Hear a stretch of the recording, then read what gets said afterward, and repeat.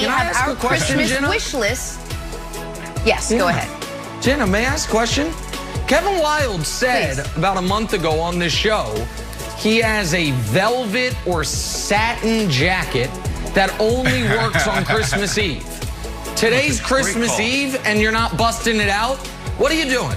Like, come on. During the commercial break, do a wardrobe change. Good memory. Like, I was waiting for it, Wildes. The elves are waiting for it. Everyone's waiting for it. It's not, and it's you're not not too wearing late. it. Yeah, I'm going to get it. I'm just saying, Jenna. That's all. No He problem, said Christmas Eve. When we all end up at Wild's house tonight, I'm sure we'll end up seeing it. All right, let's get to the NBA. We got a great one to start off the show. Giannis and the Bucks taking on Jayson Tatum and the Celtics. Here we go. Boston down 1 in the final seconds. Tatum from deep over who? Over Giannis. For Tatum, his 30th point of the night. It puts Boston up 2 with 0.4 seconds to go. Bucks with a chance for overtime. Watch it. A perfect play drawn up only for Giannis. Fouled on the inbound pass. So Giannis will go to the line he needs to. First one, boom, makes it. Second one, should be a lock. Not a lock. Misses the second. Giannis, you can't miss it. Good observation, Jenna. Celtics take an excited season opener. Nick, my Celtics are undefeated. How about that for Boston? But we got to start by talking about this ending. What do you think, and we will get to Danny Ainge. Nick, bigger deal, Tatum's game winner over Giannis or Giannis coming up short at the line at the end there? All right, I'm going to start with the free throw, and then I have a question to ask Kevin Wildes. Listen, announcers don't like to hear this. Media members don't like to hear this, but here's a dirty truth about the NBA. Missed free throws don't actually really matter. Find me the last championship swung by a missed free throw. There's one in the last decade. Kawhi Leonard missed one before the Ray Allen 3. People love banging on, oh my God, how do you not make your free throws? Because it's the one thing commentators can say, well, I could do it. Well, no, actually, in the moment you couldn't. You'd miss the basket entirely. So Shaquille O'Neal, historically bad free throw shooter. You know how many playoff games he lost because of free throw shooting? None that mattered ever, really. Oh, my goodness. I'm not worried about that. What about Karl Malone's? What about Karl Malone's free throws? Now we're going 25 years ago. Karl Malone had other issues. So if we want to go back a quarter century, that's fine. But Kevin Wildes, on the Tatum thing, I have a question for you. Do you want the real take, or do you want the fake take that everyone is going to give today? Which one do you want? You tell me. Well, I like the realness. I like the realness. The great album title, and it's what I'm looking for you. It's what all of America is looking for you. I would like the real take, please. Okay. Because the fake take would have been, this is the arrival of a superstar. These are the moments. Oh, yeah. This is how Jayson Tatum takes the next leap, and you're going to hear that all throughout the day. Here's the real take. That was an egregious miss. That was missed so badly it went in. That's the answer. So, like, what's the bigger deal? Well, Giannis missed a free throw barely. Tatum missed his shot by 4 feet so badly that it banked in. I totally agree. Because here's what I know. He was not trying to bank this in. He missed it not by this much, but by this much. I know. And so, listen, the win counts and the Celtics feel good, but that's not a good shot. And it's not that it's a bad shot because it was contested or anything. It's a bad shot, Wildes, because he missed it by 3.5 feet. So that's the. So I say neither's a big deal. Giannis's miss or Tatum's even worse miss that was missed so bad it went in. That's the honest take. I totally agree. I think the basketball gods are very upset this morning. Basketball has a way of balancing itself out. You want to bank in a 3?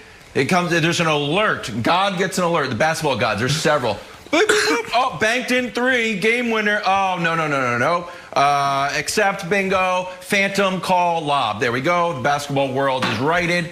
But Giannis can't miss that. And then the basketball gods are like, dude, we gave you a shot here. Of course he can. And Brandon, here's the other weird thing about Giannis that I agree with Nick.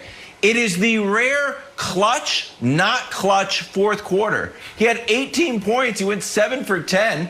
He went 1 for 2 for the line. Problem is, the one that you missed cost you the game. So I thought the basketball gods were very upset with Giannis. And I'll give you this question, Brandon. Little anecdote, and Nick, you mentioned this the other day because some announcer, they pumped in air ball. The Celtics played in stadium noise while Giannis is on the line. And I was like, yeah, that's right. Like, I guess that's allowed, but it opens up a big Pandora's box of what you can play unnaturally in the sound to like, you know, you can start putting on Nick Wright's takes about Tatum over the. I don't know why the Celtics would necessarily do that. Maybe that would be a Bucks thing. But overall, I thought that was weird too. And Nick, I agree with your earlier take where it's like, I bet that the NBA is like, you know what, just cheering or maybe a little bit of booing, but you can't play with the audio that much in an empty arena.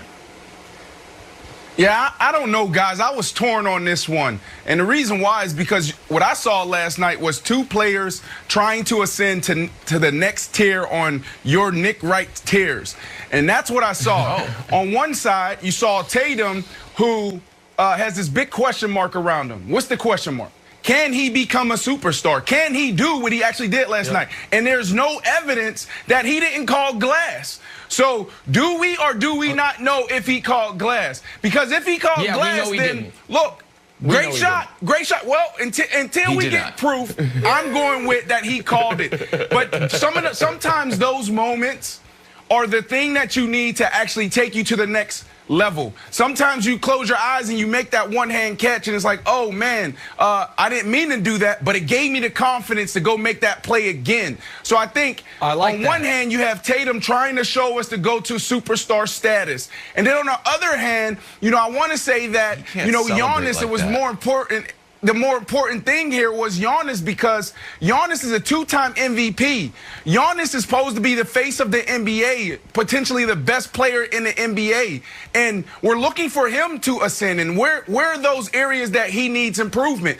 Well, free throws. Like, if this was just a single game, an isolated issue, then it wouldn't be an issue. But he shoots 63% from the line. That is a problem.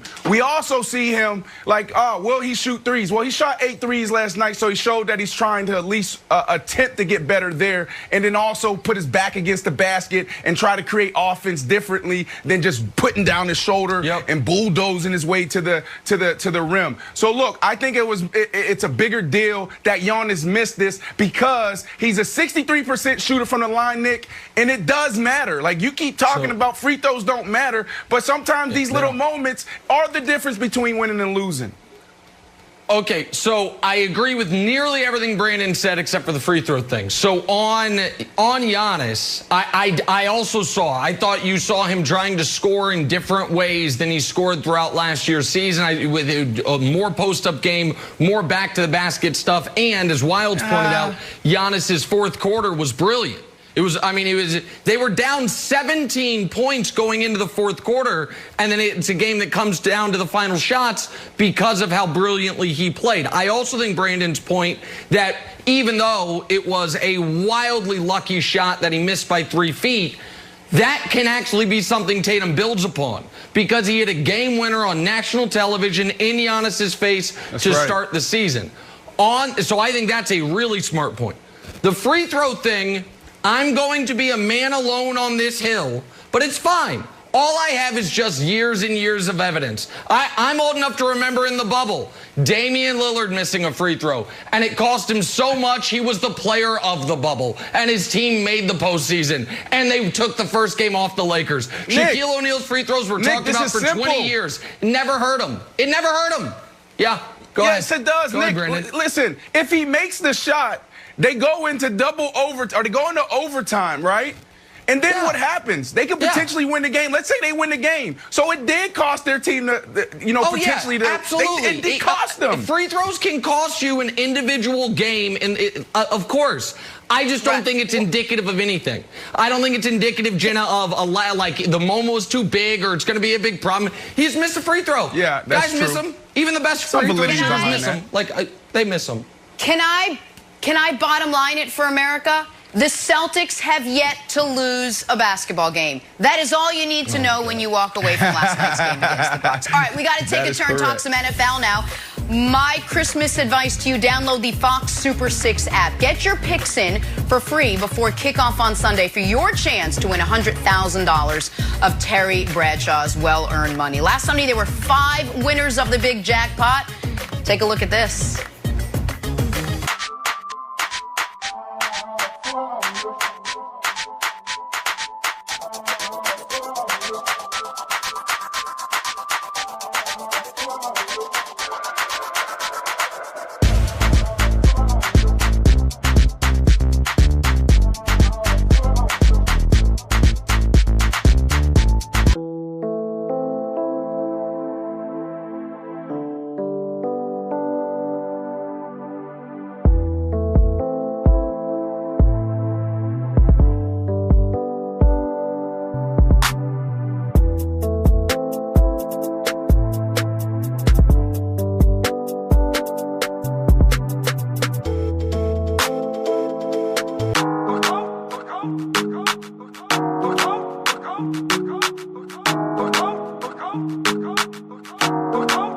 Go.